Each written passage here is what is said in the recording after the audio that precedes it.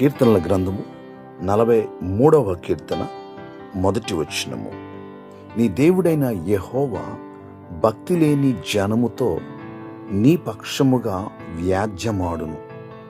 ఆయన తన వెలుగును తన సత్యమును బయలుదేరజేయును. ప్రియులరా, దేవుని వాగ్దాన వాక్యము.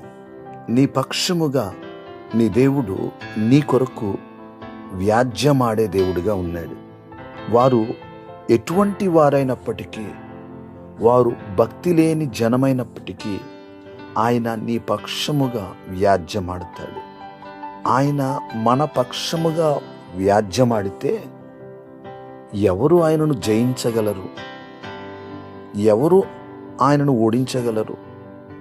జయము నీదే కదా.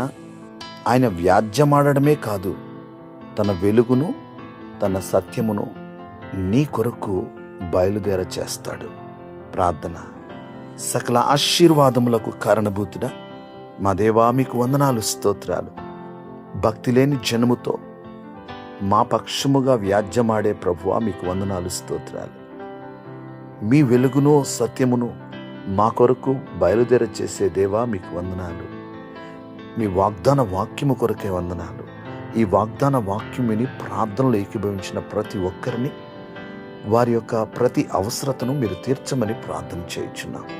వారిని మీరు ఆశీర్వదించండి. ఈ దినమంతా మీ సన్నిధి తోడుగా ఉంచండి. మీ కృపాక్షేమములు వారికి అనుగ్రహించండి. ప్రతి కీడు నుండి తప్పించండి అయ్యా. వారు చేయుచున్న ప్రతి ప్రయత్నములో జయము దయచేయండి. మీరు మహిమ పొందండి. యేసయ్య నామములో ప్రార్థించి స్తుతించి అడిగి వేడుకొనుచున్నాం పరమ తండ్రి.